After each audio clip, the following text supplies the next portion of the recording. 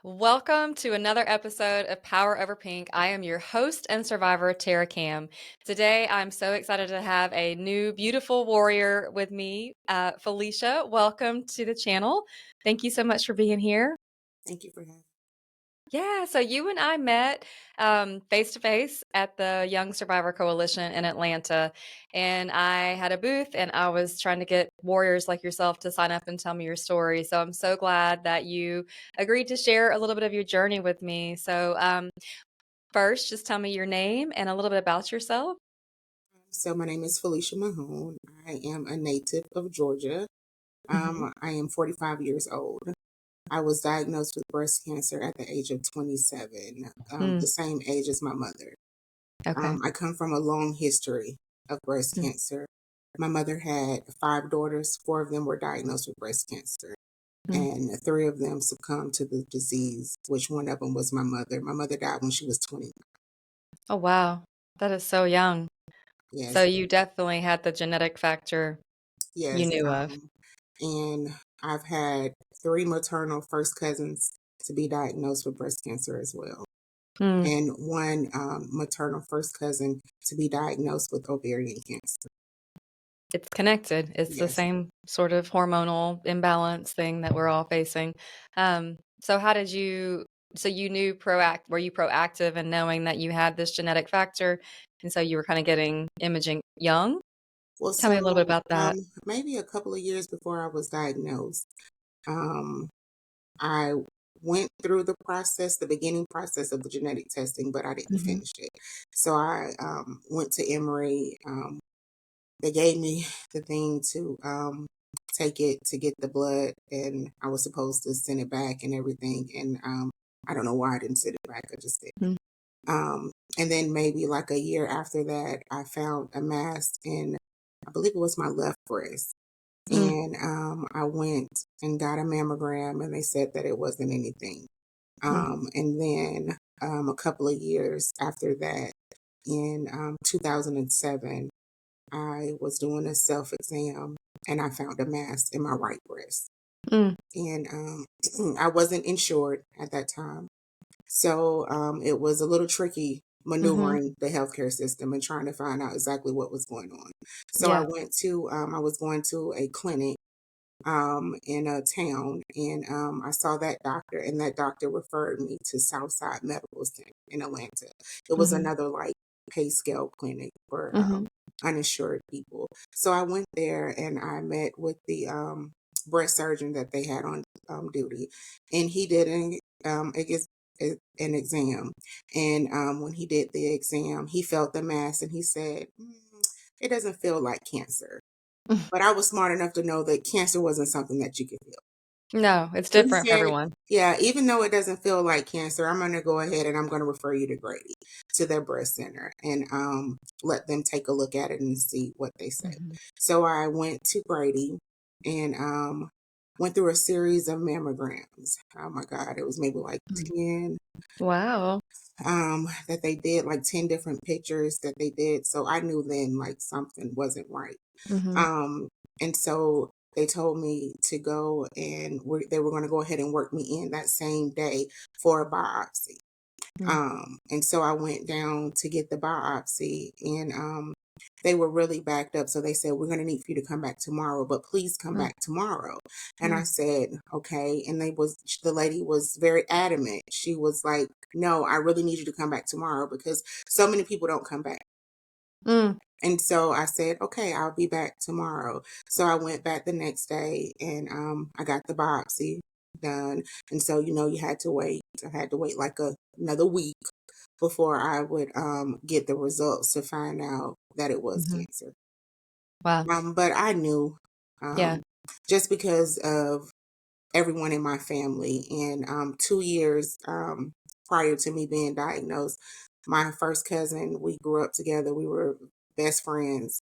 She died from breast cancer. She was 25. That is so young. Yeah, she was 25. She was a new mother. She Mm. had a baby.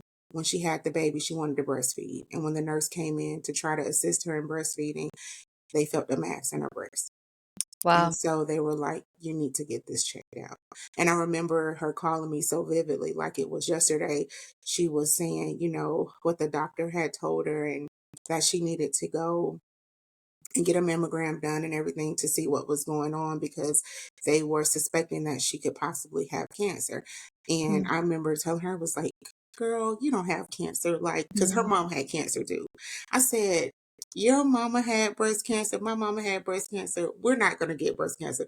It's going to skip us." Like, Wow. my grandmother didn't have it, her daughters had it. Now we're their daughters. It's not going to touch us. Don't worry about it. It's not going to be cancer. Like, Yeah. some type of way I made up in my mind that it was going to skip us. I was like, karma couldn't be that bad. Like, Mm, your mom went through it. My mom died from it. Like, we're not going to get it. Don't worry. But it was mhm. cancer. And triple negative, of course. Yeah. We all were triple negative, so it was very aggressive. And well, I take that back. I'm assuming hers was triple negative. I don't know for sure if it was triple negative or not, because I don't have any of her records. And it wasn't something that, even though all those people died in my family of breast cancer, it still wasn't something that my family really talked about. Right. So it was like an unspoken rule. Do you think it So was fear that kept them from talking about it? I'm not sure. I'm not Mhm. sure what it was that kept them from talking about it. Yeah. I don't know if it was just maybe fear was some of it. Mhm. Because I remember my aunt, the only one that survived other than myself, which is her mother. Mhm. When I went through it, she came to the hospital the day that I found out the diagnosis, and that was pretty much it.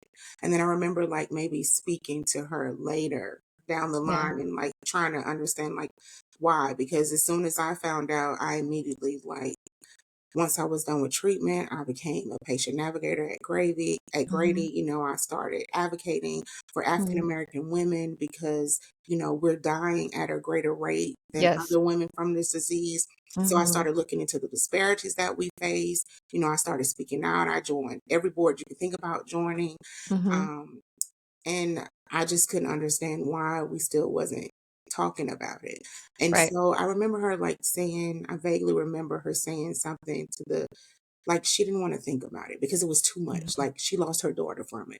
So Yeah. like why breast cancer was something to me that I wanted to fight and Mhm. advocate for other people and just shout from the rooftop and let everybody know that I was a survivor and I Mhm. was happy to be alive and I just wanted everybody to know. I wanted to make sure that people knew to go out and to make Mhm. sure they were doing their self exams. And then that if something didn't seem right, to speak up, to keep going, Yeah. to keep going. Don't let somebody tell you this.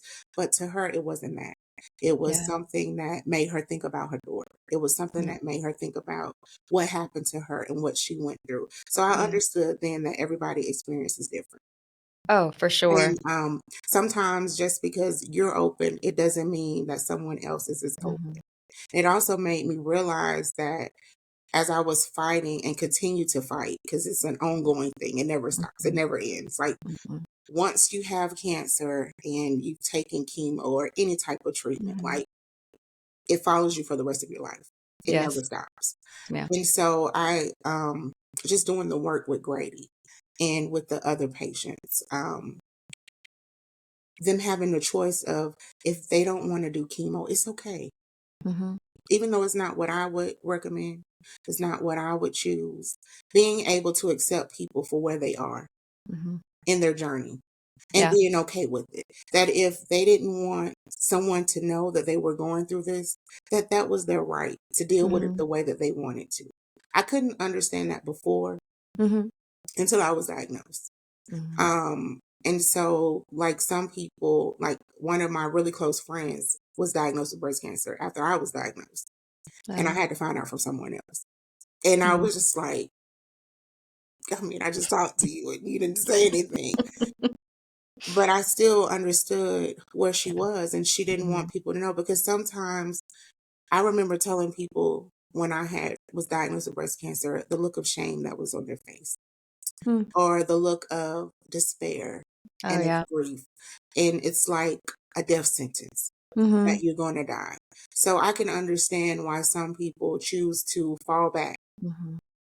and not want to be as open and not want to share because of the reaction that you get from other people. But when 100%. right, when I was diagnosed, so I'm a very spiritual person and Mhm. I'm into the church. So the Lord, like the Holy Spirit spoke to me and told me that you're going to be healed.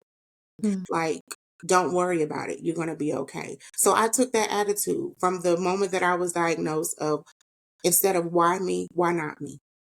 Right. So when I went to church, like after the diagnosis and my family came and like in our church, you could go up before the church if you wanted prayer. So I went up and I let the church know, that I was diagnosed with breast cancer. But my prayer wasn't for me, it was for my family. I Oh, wow. asked them to pray for them, to give Mm. them strength, to Mhm. allow them to understand, however I choose to deal with what I'm going through, to support me in any way that they could. I didn't ask for my church or my pastor to pray for me. I said, please pray for my family because they need Mm. you, because I'm okay. Because I Mhm. believe what God has told me. I believe that I'm going to be healed. I Mm. believe that in my family, cancer had been a death sentence, but it stops with me. And I'm not going Yeah. to die. I'm going to live. And I just took on that attitude. And my journey was not easy at all. Um, Tell me a little bit about your treatments. What did you have to do for triple negative? I know it's a so, big one, the big yes. guns. So the only thing back then, because that was in 2007, things have Mhm. advanced since last year. I mean, that's how Mhm. much things advance in this cancer industry. But my course of treatment was surgery. So I got Mhm. a bilateral mastectomy with Mm. the tram reconstruction done. Um, and then it was chemo. And the chemo wasn't necessarily to fight the cancer, it was just in case a Yeah. cancer cell, because when they did the surgery, they removed all of my cancer Mhm. and it didn't spread to any of my lymph nodes. It was Wonderful news. it was stage 2A, Mhm. just because it was a grade 3 tumor, the size of Yeah. the tumor. And I remember my doctor when I woke up from surgery and him saying that, all the cancer had been removed and, it was a very large tumor. It was a grade 3 tumor. But you didn't have anything spread to your lymph nodes, no lymph node involvement. And he was like, Mm. I can't believe that, like we thought that you, and I just said, thank you, Jesus. Yeah. Because I knew I was covered and I was Yeah. going to be okay. But when I was in the hospital, the surgery was like a 15-hour surgery. Wow. Yeah, it was long. And then I was in recovery for maybe like another 5 or 6 hours because I couldn't wake up. I have a hard time with anesthesia. I do too. And so I was there, they were trying to wake me up. I remember being there and the nurse would come in and was like, she's still asleep. And then I would hear them and then I would just close my eyes and go back to sleep. Mm. So I went back to surgery maybe around 6:30 in the morning and I came to my room maybe about 3 o'clock in the morning. Wow. Yeah, that's how long it took. But when I That's was in the hospital, like one day, I missed a whole day. I slept the entire day. I've never felt so much pain in my life. mm. I had the own cue ball that was morphine going directly into my incision, and that Mm. wasn't enough. Wow. Um, it was a humbling experience Mhm. because when I was also there, I started my cycle. And the surgery that I had, I couldn't even wipe my own behind. And I'm 27 years old. Mm. I've always been self sufficient, never needing pretty much anyone to do anything. Right. Because when my mother died from breast cancer, I was 10 years old.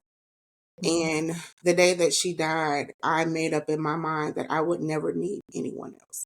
That she was my rock, she was my everything. And she was the only person that I felt like that I had that would always be there no matter what. Mhm. And was like, had to take care of me because she was my mother. No one else had to do that. So at 10, I built up just this attitude that not to ask anybody for anything.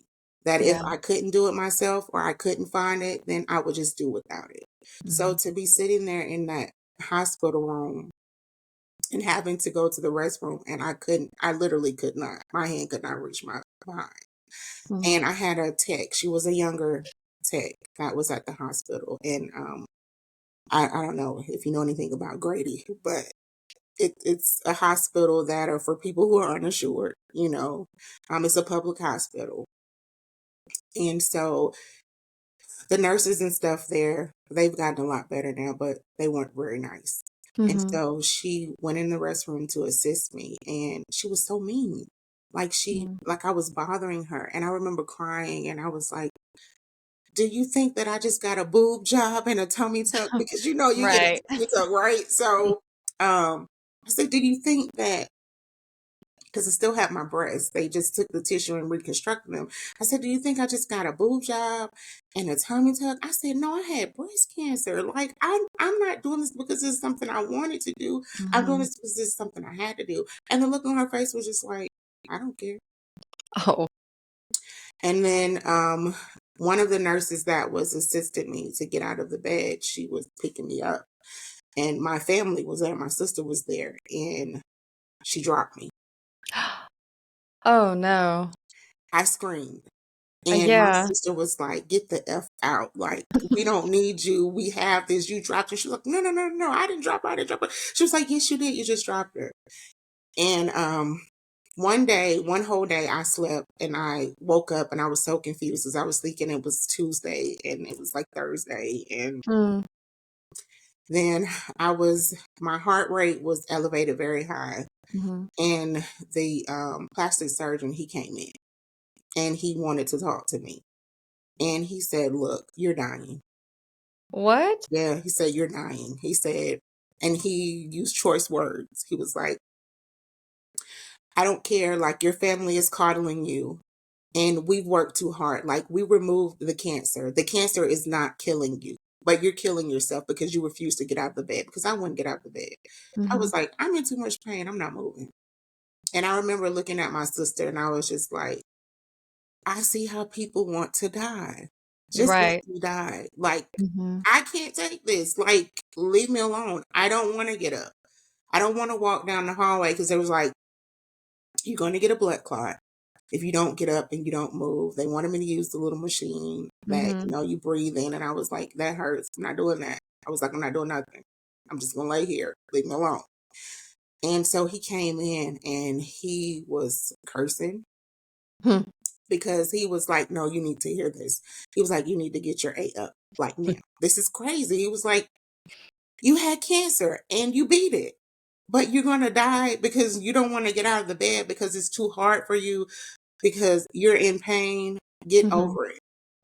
And I was like, who are you talking to? Right. You can't talk to me like that. He was like, I absolutely can. And I just did. And Wow. he was like, you need to get angry so you can move. And I remember being so upset, so mad. Um, Hmm. and I got Did up. it did it It get you worked. moving? It worked. It worked. I had to go downstairs and get a CT done to make sure I didn't have blood clot. And Yeah. then I came back upstairs and I walked the hallways with my sister so I could go home. But Wow. I needed to hear that Yeah. That thank because God for mean doctors. right, because I was dying, Yeah. literally. Like I Yeah. would not move. My heart rate was it was elevated very high. And then Mm. I heard them talking and saying these things, and I was like, you know what, whatever. Mm. Um, but that began the fight. It Yeah. began the fight, and it has been a journey. It has been a journey. When I got out of the hospital, my family wanted me to go stay with one of my first cousins, and I didn't want to. I wanted to go home. Mhm. I was more comfortable at home. It was closer to my friends. I mean, and I'm like, I had cancer. You guys didn't have cancer. So if you're going to help me, you're going to take care of me, meet me where I am and Mhm. leave me alone. And so they left me alone. Okay. And so I went through the journey. I didn't have the support that I thought that I would Mhm. have. Just given my family's history of breast cancer. Like I remember when my cousin was going through it, and I would go up there sometimes with her and sit with her. And then I remember being there, and she's opening up cards from the church, and like money is flowing out of it. Mm. My family would take care of the bills for her mother to make sure, they didn't have to worry about anything. But when I went through it, I was on my own, literally. Like, there were times I was in the hospital and no one was there. Um, Mm. when I got the blood transfusion, the nurse had to sit with me to make sure I didn't have allergic reaction because there was no one else to sit with. Mm. I had a heart attack when I was taking chemo. and I was there alone. Really? Um, Tell me about so that. Tell me, why did you have a heart attack? I think it came from the chemo. Mhm. I was there and then they, how they do the blood work and they said the enzymes Mhm. in my heart was high. And so they said that I had a mild heart attack and I had a lot of Mm. complications when I was Yeah. taking chemo. Like, after one treatment, I just started bleeding from my rectum, like Mm. really bad, like bad. And so I Right. had to go and get a bunch of, x-rays and stuff done to make sure everything was okay. And, the first thing that goes through your mind, oh my God, the cancer has spread, Right. because you don't know. And Mm-mm. so I was there and I was alone in the Mhm. hospital. And I'm 27 and I'm like, this is crazy. So I remember after I had the mild heart attack, and then they told me that I had pericarditis, that the lining of my heart was rubbing against. Um, I talked to a friend of mine that I met through American Cancer Society. They had this thing like a peer partner thing where people who have similar diagnoses would come, and she came and talked to me. And we became friends. Mm. And I was calling her and I was just like, I don't understand it. Like, I'm by myself and, Mhm. I don't think I should be. Right. If my mother was alive, she would be here, but this is horrible. Like, and Mhm. she said, maybe God is trying to show you that at the end of the day that you can't depend on anyone but him. And he's trying to show you Yeah. that you need him Mm. and you need to pull from that. And I said, you know what? You're right. So when I was laying in the bed, I made up in my mind the feeling that I was feeling. I didn't want any other woman that was going through what I was going through to feel that. Yeah. So I became a lay navigator at Grady. Um, Nice. and so I would go to the hospital with my patients. I would call them and check on them and Mhm. take them things that they needed, take them to the store, buy their medicine for them if they needed it. Mm. Just be an extra person there. I remember one of my patients, and I had a lot of young patients too. That's why they recruited me because everyone else was older that were the Right. lay navigators. I was the only young navigator, and they were seeing a lot of young patients being Mhm. diagnosed with breast cancer.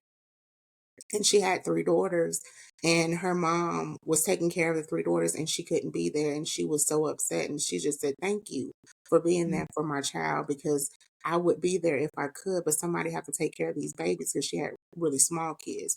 And I Yeah. said, "No problem. This is why I do what I do, to Mm. make sure, that no one has to fight this journey alone because no one Yeah. should have to. Like, it's crazy." Nobody should have to. Yeah. I'm so sorry that you experienced that, but then at the same time, it has pushed you to be an advocate for those who Yes, don't have like anybody. I'm not upset about it. So Yeah. I not mad at my family because it Mhm. really made me better and not bitter. I just used it, to turn things around. I just I tell people, like people are asking like, how is things going? How are you? I say, well, sometimes we ask God for flowers and he gives us rain. And I think it's just your perspective in Yeah. life. Things are going to happen. Mhm. But, I don't believe that God allows pain without purpose. No. Everything happens for a reason. Everything doesn't have an explanation, but it happens for a reason. Mhm. And sometimes I realize it's really not up to me to find out exactly what the reason is. Mhm. But to just be able to maneuver and go through it with a positive attitude. Mhm. And I do believe that the reason why I am still here today and I'm able to continue to fight is because of my attitude and because Yeah. of my outlook. Just making sure that things, not looking at the glass, you know, Mhm. half empty, but Mhm. it's half full, So I think perspective is everything. Mindset, perspective, that's the only way. You've gotta have that will to wanna live, and, that doctor coming in and saying that probably felt really hateful and hurtful in the moment, but it was a hard truth It that is. pushed you, It is. It got so me angry. and sometimes anger spurs us. I mean, that's truly not to go into my story at all, but that's what started me in my own journey doing this channel because I had so much anger from what I experienced through the system and the lack of education and preparation. So that anger, I had two choices: to make me bitter or to make me use it for good. And so that's kind of why I started doing what I was doing, because I knew that each of us have had a story to tell and an experience like your own. So tell me, with you being uninsured, did you look into like nonprofits to help you cover cost? So once I went to Grady, Hmm. I went downstairs and they have in Georgia this thing called Women's Health Medicaid. Hmm. So it's for people who are diagnosed with breast cancer. And basically, it's Medicaid, but they pay for Okay. the treatment. Okay. I've So not I heard of did. that. That's nice. Yeah, it's they still have it. I'm not sure what they call it now, but back then it was called the Women's Health Medicaid if you're Hmm. diagnosed with breast cancer. And so I Okay. qualified for it, and I was able to use it to be able to finish the treatment and everything. But I Okay. mean, it was like trying to find the right doctor. So I went to Grady, and I had an amazing team. Um, Dr. Bumpers, he was the surgeon, and then who was helping him. She Hmm. was trying to decide if this is what she wanted to do, if she wanted to be a breast surgeon. But her name is Dr. April Spencer. She was Dr. Speed back then, and now we're like really good friends. That's She was amazing. young, and she said that I was her deciding factor in Really? choosing this. Yes, because she was on the fence. She didn't know. But she's amazing. Like, she Mhm. goes all around the country speaking and helping helping women, and Mm. so I was there, and because I was going to move, because I knew Grady. My mom went to Grady, Yeah. and I really didn't like her experience, and I was 10. And Grady is just known for not having nice people to work there, Hmm. Yeah. and I didn't want to deal with that. So I Right. went there because the Lord told me that these are the surgeons that I chose for you. Mm. And if you move now and go somewhere else, your outcome might be different.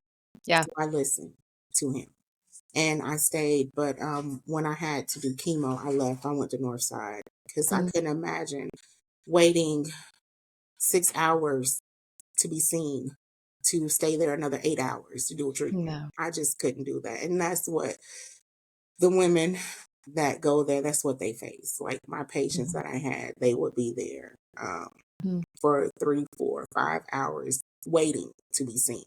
Wow. And then you have to be hooked up to that machine, for another. I mean, your treatment could last. When I was taking my treatments, I would be there 8 hours. Yeah, it's very slow. Yeah. So I'm like, no, I couldn't do that. So, and I wanted a different view. Hmm. Um, I just wanted to feel different. Um, I didn't want to be treated differently because I had Medicaid. I didn't want Right. to be made to feel like I wasn't important Hmm. because of my financial situation, and I Hmm. wanted to be comfortable. Yeah. So I went there, and it was a very good experience. Um, I think that that's a I think that's a powerful statement, because I think you may assume that because someone else has insurance, they're being treated differently or mhm. better.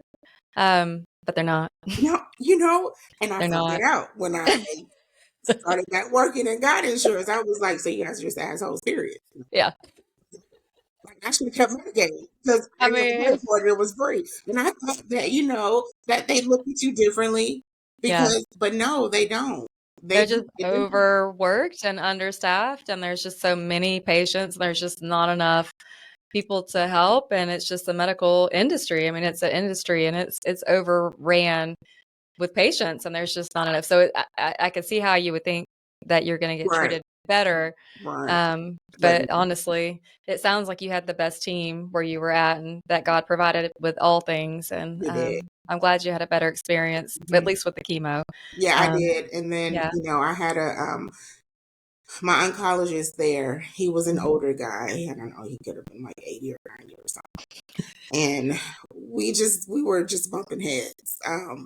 Because I had a lot of complications, Yeah. and everybody that I looked at in the waiting area were like 60, 70. I was Yeah. the only young person there. Mhm. So, like, after I took chemo the first time, I don't know if you took Neulaska, I that did. shot. That stuff's the devil. Okay, so I took that, right? Yeah. And I didn't really need it.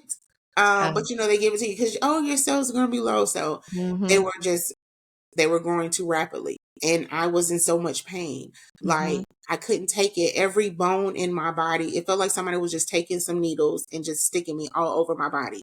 And Yeah. so I couldn't take it. So I said, I need to go to the hospital. So Mhm. I drove myself to the hospital.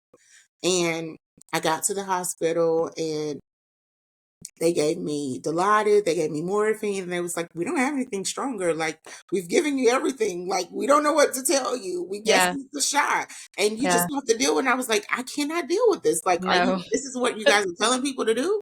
And so I called him, and I'm like, telling him, and then like he prescribed me, I think it was Ultram, and then I had an allergic reaction to Ultram, and so he was like, oh my god. So then when I went to, after I had my second dose of chemo, that's when I was bleeding from my rectum, so I had to call him, and I told him, he was like, you know what did he say, like in 37 or 47 years of practicing medicine, I've never had a patient to have so many problems from chemo. And I said, in 37 years of practicing medicine, have you ever had a 27-year-old patient Right. that you treated with Right. breast cancer? And he was like, no, you're my first. I said, my point exactly. So needless to say, after I was done with chemo, I left him. Yeah. And Did I you write went him a to, Dear John letter? I just left. And then I went to Piedmont, and I was like, okay, let me see how Piedmont is. And I had a really young doctor, and he referred me to a gynecologic oncologist. And so I went in there. I saw this man. This was a handsome man. I mean, he was, he was like 6 something and bald head, very nice looking. I was like, "Oh, you a doctor? You my doctor? Oh, okay." So we were talking about the genetic testing, and I Mhm. got the genetic testing done through Piedmont, and I found out that I was BRCA1 positive. Yeah. And so he said, so the next thing with this is ovarian cancer. Mm. Like, you're probably 90% going to get ovarian cancer. And I was like, huh? He was like, yeah. He was like, so I would tell you to get your ovaries removed. And we would normally do it like 10 years from the first person that when they were diagnosed, 10 years sooner, we would say to start the screening and to start the preparation, everything. And he was like, but I mean, everybody in your family, like the first person to be diagnosed with breast cancer in your family was like 21. So, I mean, Mm. like, I would tell you right now that you need to get your ovaries removed. And I was like, Mm. by this time I had a birthday, because my birthday was in January. I was 28. And I said, I'm 28. And he was like, I know, but I mean, if you would ask me what I would do, I would get them removed immediately, because he said, I can't tell you, like, everybody else in your family has died except for your one aunt, but she's already had a hysterectomy. So I can't tell you that I don't have anybody to study in your family since you guys have the breast cancer so young. I can't tell you that you have another 5 or 10 years before you get ovarian cancer. And he said, if Mhm. you get ovarian cancer, you're going to die. Like, Mm. you don't have good screening for it. So once we find out about it, it's already stage 3. And Right. you're going to die. I'm telling you. Like, he was like, I'm not going to sugarcoat it. So I would tell you to go ahead and get it done. And so I was talking, and he said, but I mean, there's options. So he said, I will remove your ovaries, but you can keep your uterus. So you can carry a baby. And I'm thinking, oh, that sounds wonderful. Okay, cool. And so I was like, what about harvesting my eggs? And he was like, well, I mean, your cancer was triple negative, but we don't recommend, when I talked to my oncologist, he said, well, I wouldn't recommend that you do anything with hormones right now because you have breast cancer. He was like, Yeah. I know it was triple negative, but I don't want to try to push anything. I'm afraid. He was like, no, you can't even think about having a baby until at least 5 years from now. Oh. So on one hand, I have him telling me, okay, if you want to harvest some eggs and stuff, you better wait at least 5 years. And then I have this one over here, Dr. Mm. McDreamy, telling me that you need to go ahead and get it done as soon as possible, because I don't know when Mhm. you'll get ovarian cancer. I'm telling you, you're going to get ovarian cancer. Wow. And if you do, you're going to die. So you need to get it done. So I talked to my significant other and I asked him, I said, I want children. I've Mhm. always wanted kids. Like, I want to be a mother. That's something I've Mhm. always wanted to do. I mean, like, I think that's why women are here to have Yeah. babies. So I want to have a baby. And I said, this is a decision. I said, are we going to be together? I mean, we were young. And he said, yeah, we're going to spend the rest of our life together. So I said, okay, Mhm. cool. I said, so I don't want to make this decision on my own because it affects you too. If you tell me not to do it, I won't do it. We'll just try and we'll just keep, and he said, if I have to choose between having you and having a baby, I'm going to choose you. Mm. I don't think that we should, um, play with this or try to wait and see. I think you should do it because if he said that you might die, because he went with me too to talk to him. Yeah. And he was like, he was very adamant that he didn't know when, but he was sure that it would happen. And I Mhm. mean, it makes no sense for you to have a baby and then you're not going to be here to raise the baby. And you know how you felt losing your mom. And then on the other end, the Dr. McDreamy also said, well, it's a 50-50 chance that you're going to pass this gene on to your baby. So you might not even want to harvest your eggs anyway, because it's a 50-50 chance. And he said, so, I mean, would you really want your child to go through what you went through? Mm. So I was like, I mean, God, do I have a choice at this point? I mean, like, you're scaring me. And I felt like out of all of the things that I've done, and I've been through a lot, okay? Yeah. Like losing my mom, and then like before I had breast cancer, I went through 2 rapes and a home invasion. Oh God. I've been through a lot.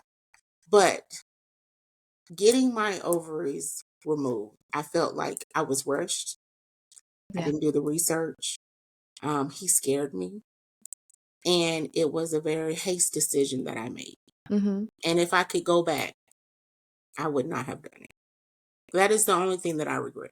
Yeah. That I've done with this cancer journey is getting my ovaries removed. I feel like I should have just waited it out and I should have just tried to see what might Tell happen. me more about that. Tell me what you have found, um, now, looking back. What research have you found, like, that would have made you make a different decision?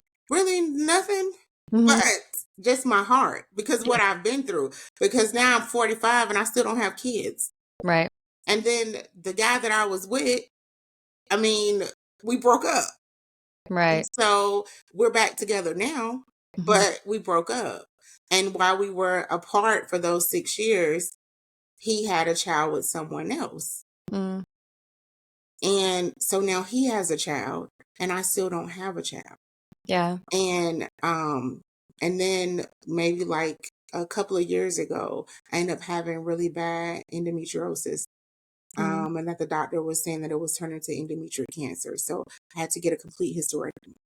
Wow. So and then once he said about, you can still carry a baby. Do you know how expensive that is? Oh gosh, I To can only do in imagine. vitro, and I tried. I did my research, okay? Mhm. So that's the thing. When you say do your research, yeah, I did Mhm. my research on that, and I found out I couldn't afford it. It was too expensive.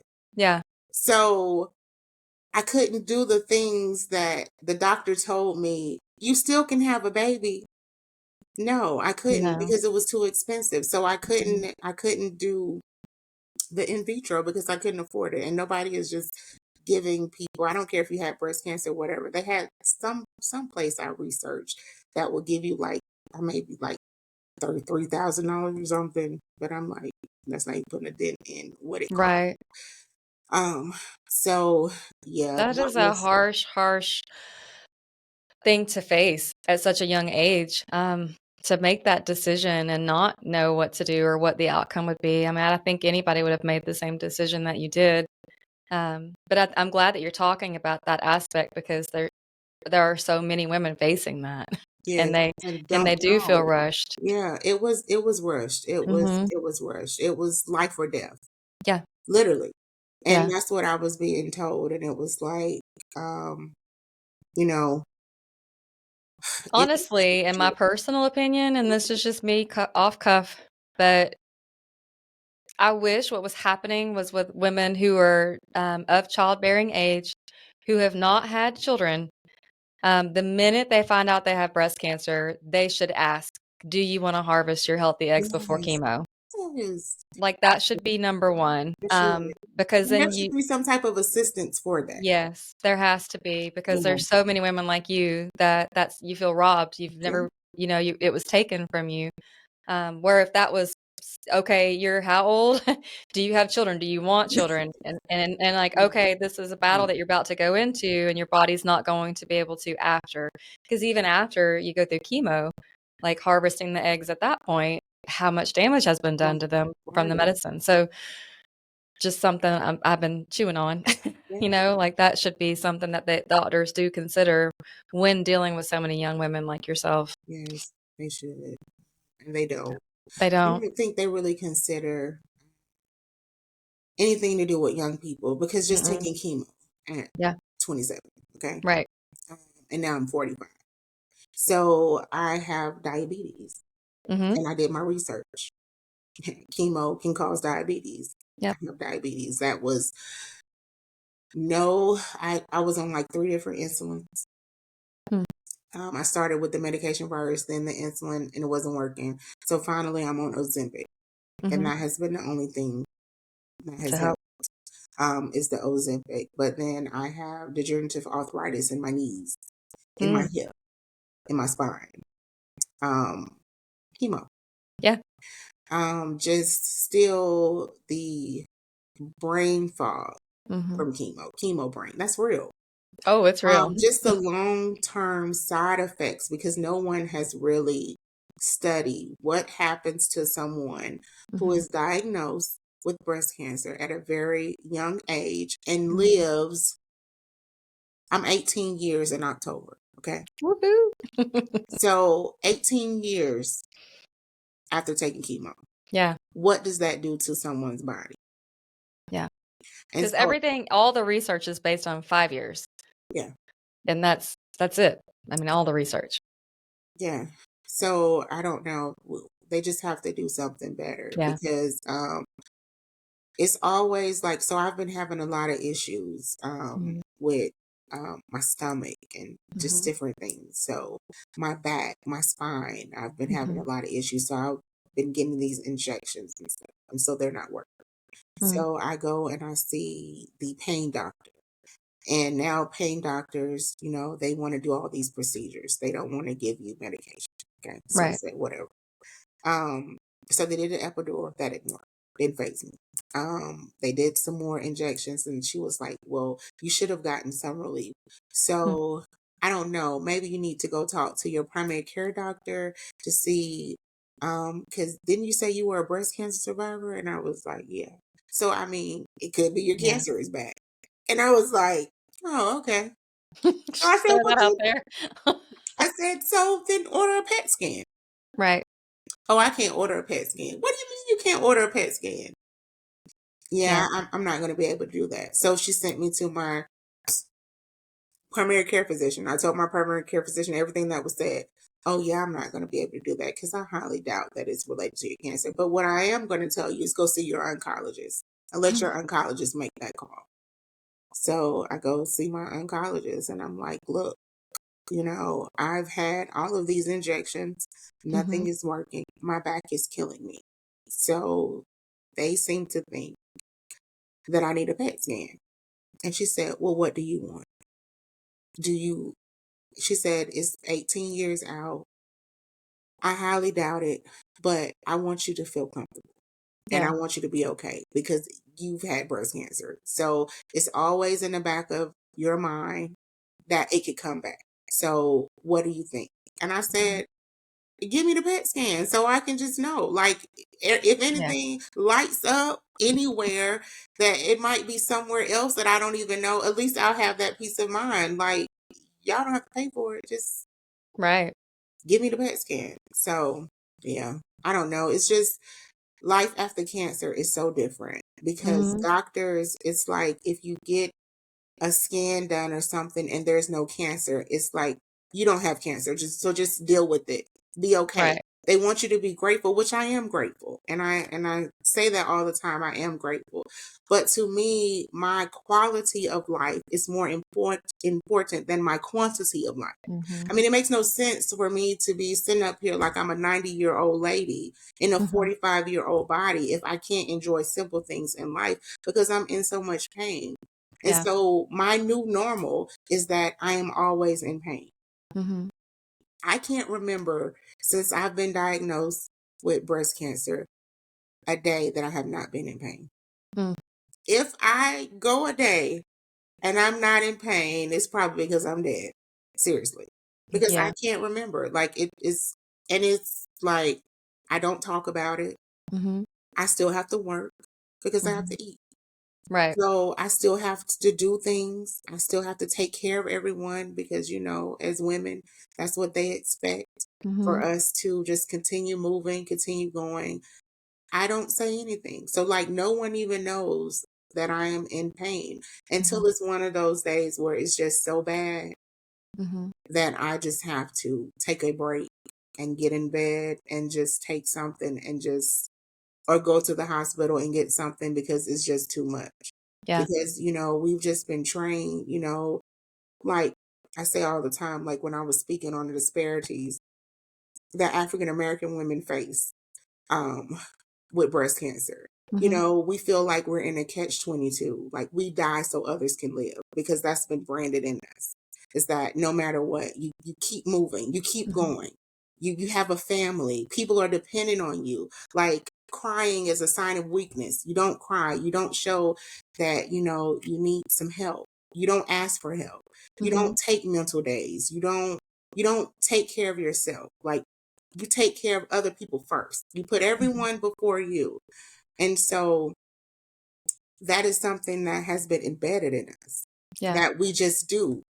Um, that we've always known to do. And Mhm. it goes back, I know people hate to reference slavery, but it goes back to that when that's Mhm. how we were brought here to do. That's what we were here for, Right. to neglect our own children to make sure we feed someone else's children. And that Mhm. has been passed on and passed on and passed on for generations. And that's what we do. Mhm. And so I had a patient, she was young, I think she had like 5 or 6 kids. And so her treatment regimen, she found out she had breast cancer. And they wanted her to do surgery and to do chemo, to try to help her, right? And she told me, I can't do that. And I said, well, why not? And she was like, because I have to work. Hmm. She was a manager, I think at like McDonald's, and she said, because I have to feed my kids. And I said, you do realize that if you do nothing, that you're not going to be able to feed your kids ever, Right. because you're not going to be here for them. And so that is the reality that a lot of us face, Yeah. that we face whether or not we go to the doctor or we feed our children. And Yeah. 9 times out of 10, we're going to choose to feed our children. Mhm. Just when I was diagnosed and just going through the system, like it would have been so easy for me to listen to that doctor. Yeah. I said it didn't feel like cancer because where I was working, I went and I told my boss, I had to take time off because it's a process. You have to keep going back to the doctor. Mhm. So I didn't have to tell her my business because of HIPAA, but I just told her thinking maybe she'll be sympathetic or maybe empathetic and just cut me some slack. And she wasn't. She Mhm. she she demoted me, changed my hours, Hmm. because I needed to take time off to see about myself. And I told her what was going on, and she said, "Well, a friend of mine was just going through something similar, and it wasn't cancer, so it's probably not cancer. So you probably shouldn't worry yourself too much." And she was just so mean, and I was just thinking, like, if I didn't choose myself, and I was so afraid of I was going to lose my job, I Mhm. was going to be homeless, I wasn't Mhm. going to have food to eat, then I wouldn't be here today. Because I Right. literally could have been like, you know what, this is too much. Like, my boss is harassing me. She won't allow me the time to be off. And I could lose my job, so I can't go to the doctor. But Mhm. I chose to choose myself and to tell her to hell with you and this job. Like, Right. If that's how you're gonna treat somebody's life. right. Like, Mm. I have to find something else. But I mean, it wasn't easy. It was No. not. It was not easy. Um, I wasn't working, didn't have any type of like supplemental income coming in or Mhm. whatever. But, God provided. He Mhm. always does. And that's why I'm here. Well, question on that, like the financial side again, like did the hospital that you were getting the initial diagnosis from, knowing that you were uninsured, knowing that you didn't have the funds, did they help like No, give you the information on who to reach out to help with that? Was there any sort of guidance on no, organizations or anything no, like that? no. Because there should be. I mean, there's Yeah, so many it people should. No, like it wasn't. yourself and Give me 1 second. Take this yeah. call. Okay. Hello. Hello. Now what's up? Now what's up? Now what's up? Okay.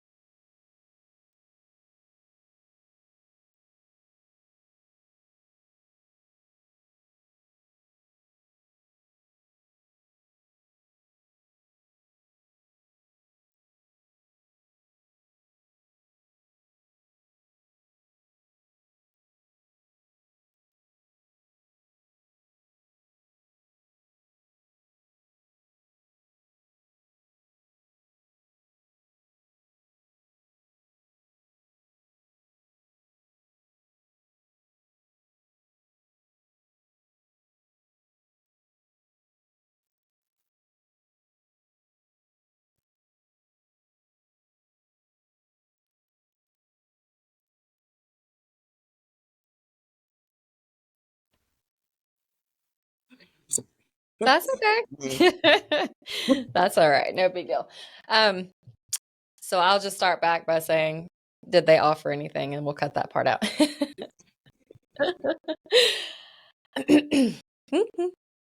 So the hospital that you were getting treatment at, did they initially give you any sort of like financial advice or organization that you could reach out to kind of help, knowing that you didn't have the funds for anything like that? Was there any sort of like guidance in that?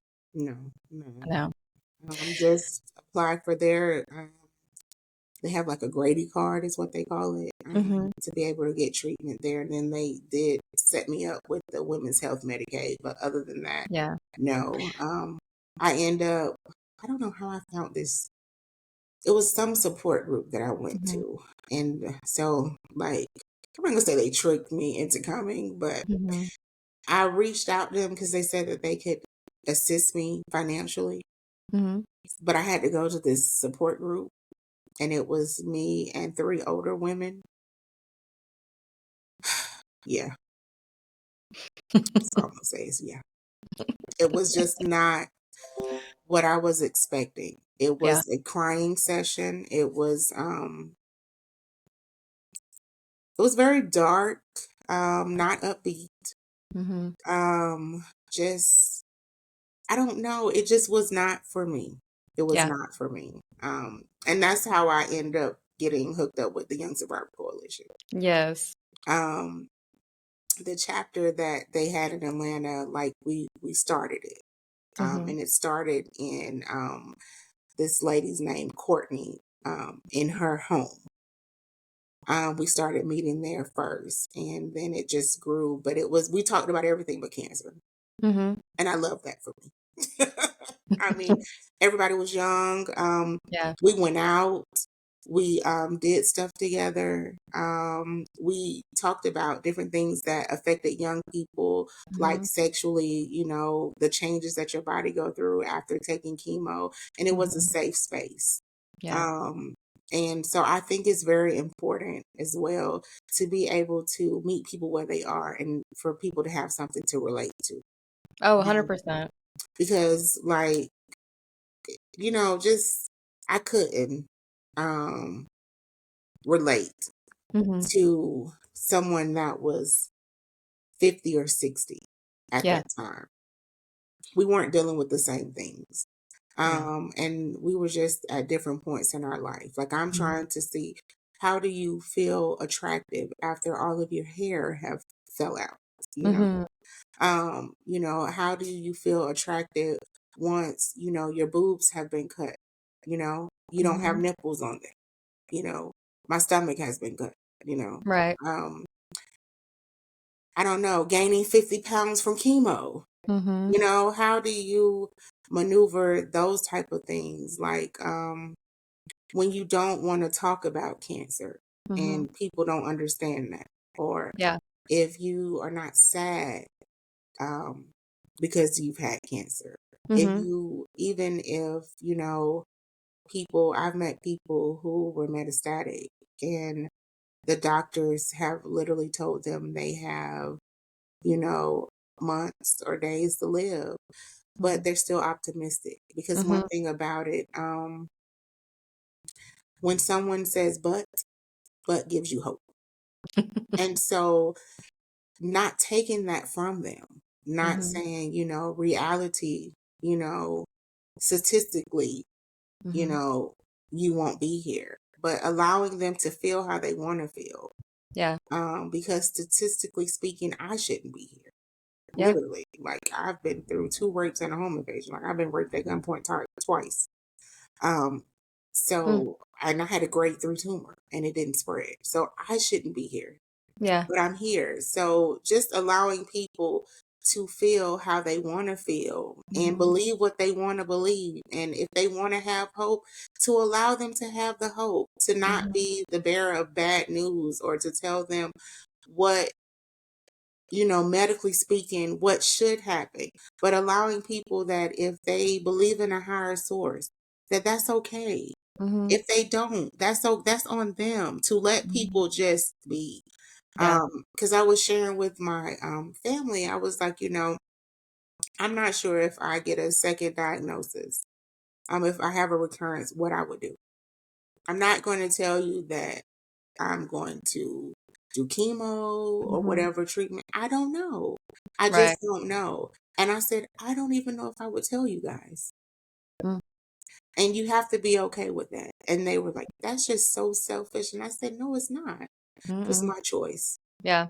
And so, just having cancer, one thing that it has taught me is to listen to myself Yeah. and to choose me and not to do what I don't want to do, Right. because life is short. And so, that's just how I try to live. Like, Yeah. if it's something that is really bothering me or that I don't want to do, then I, 9 times out of 10, Mhm. I'm not going to do it. Or just learning to say no. Mm, yeah. Dr. Spencer, when I was diagnosed, she told me, the day that I found out, she said, look, you look like a person that take care of everyone else. Mm. She said, now is your time to be selfish. Now is your time to choose you. Yeah. Have to choose you. She said, you're going to have a long road ahead of you. I'm not going to tell you that it's going to be easy. She said, I don't know how it is going to happen exactly, but I know one thing, you're going to have to learn to say no. You look like Mm. you say yes all the time. And I'm like, yeah, I do. And she was like, you're going to have to learn to say no and Mm. choose you. And so that is something that, I just advocate to Yeah. everyone. Yeah. Um, period. Choose yourself. That Yeah. it's okay to say no. Like, no is powerful. Mhm. Um, Not just saying yes all the time or trying to please people, Mhm. but truly learning to be happy, Yeah. um, despite what is going through, or just having joy, no matter what. And so that's just how I am now. I'm not saying that I'm happy, but I have joy. Yeah. I mean, joy is different from happiness. Happiness is Mhm. temporary, but joy is being able to, know that you have $5 in your pocket and your bill is $100, but you're still okay. Mhm. And being able to go to sleep and sleep Yeah. peacefully and wake up Yeah. and, truly not worry about things that you have no control over. Mhm. And that is just how I live now. And, I started a nonprofit Okay. for, teenage girls who lost their mom, who's, Oh, wow, that's powerful. yeah, so so going through this journey, after I was diagnosed and everything, later on, I met some incredible women Mhm. who have been a part of my life. I'm gonna have to stop one more time. I'm sorry. Jesus. This is these people that I'm telling you about that I need to say no to.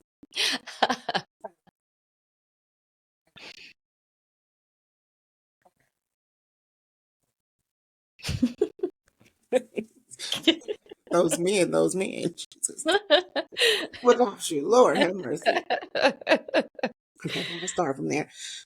Um, but yeah, I started a nonprofit for, teenage girls who lost their mom. So one of the things when I met these women in my life, I found out, I had told you before, when I was 10, I conditioned myself not to need or want anyone. Mhm. You can't get through life like that. Oh, no. So, I mean, God created Eve for Adam. Mhm. He needed a Mm. helpmate. You cannot go through life alone.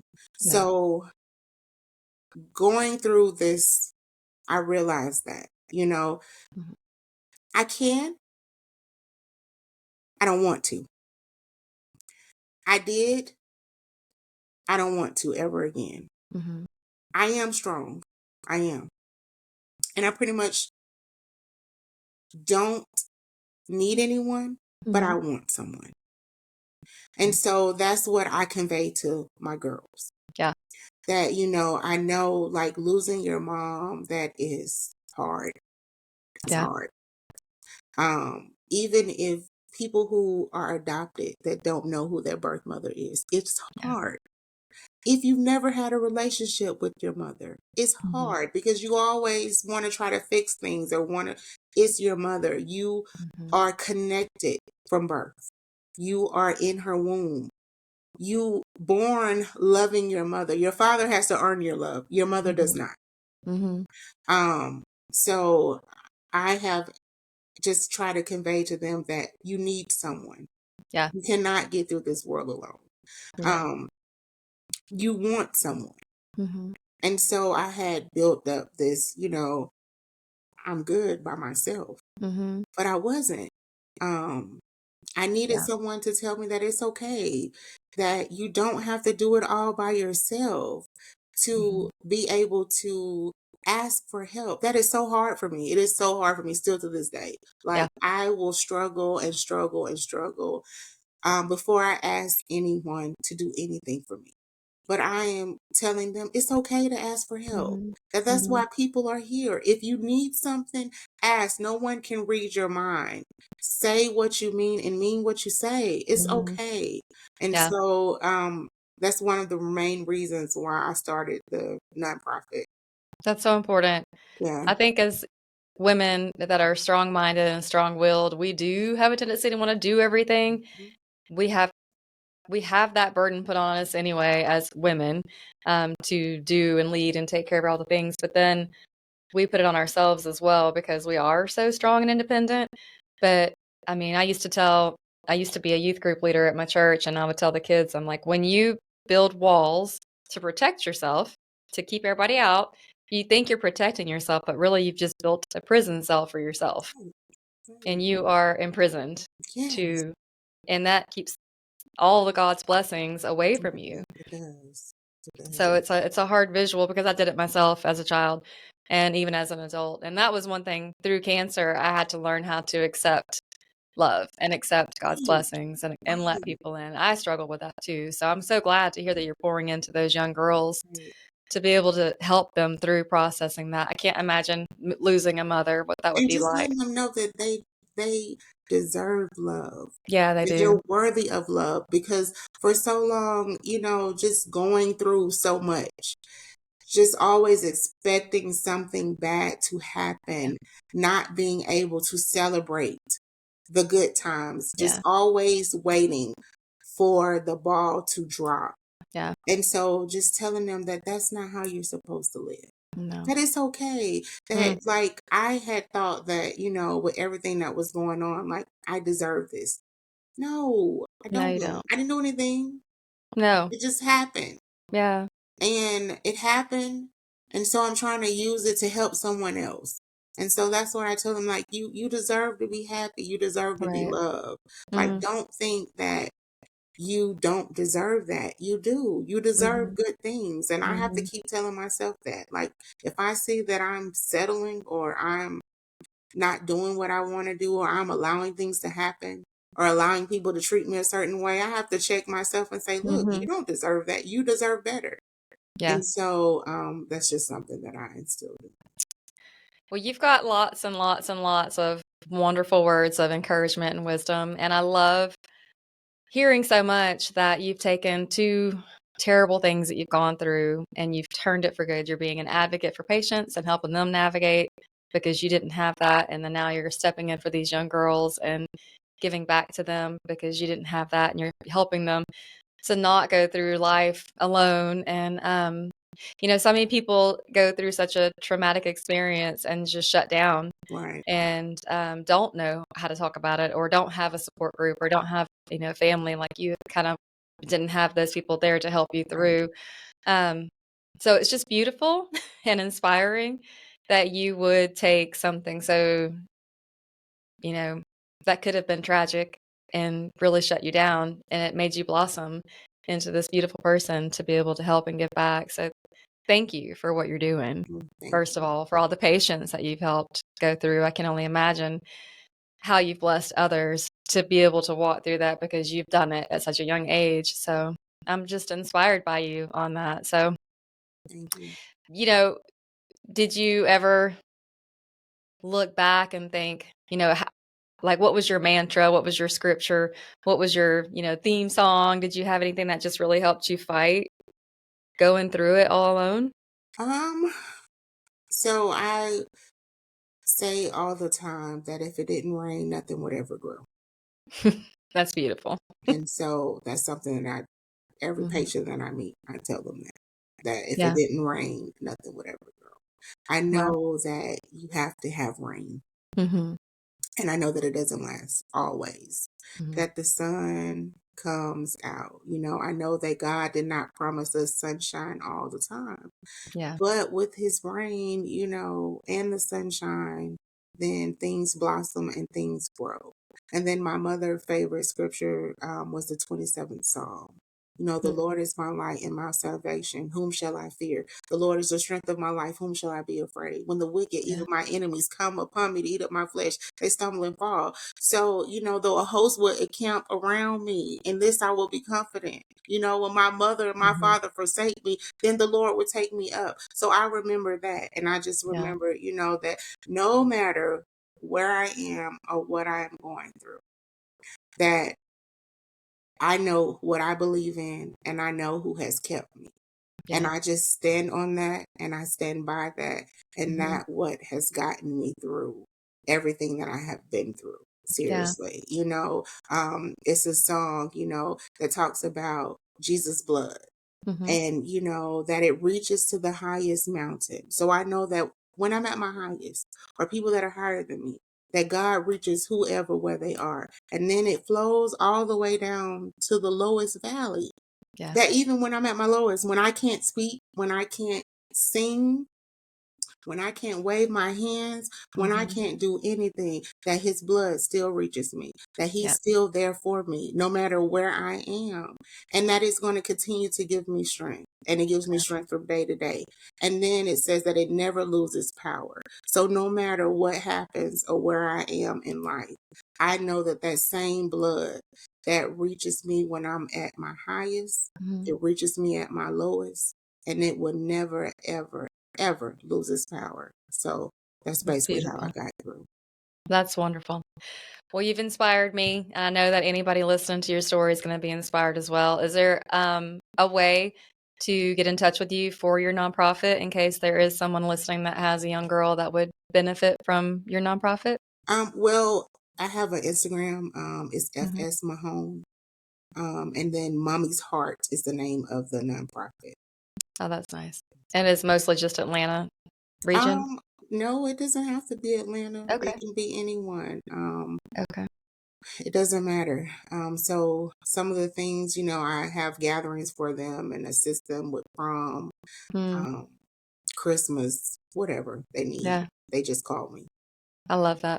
Well, Okay. thank you so much for your Thank time. you for having me. Thank you for sharing your story. I know you've been through it, but you inspire me, and I know that you've given someone else out there some strength to know how to fight their own journey with Thank some you. joy.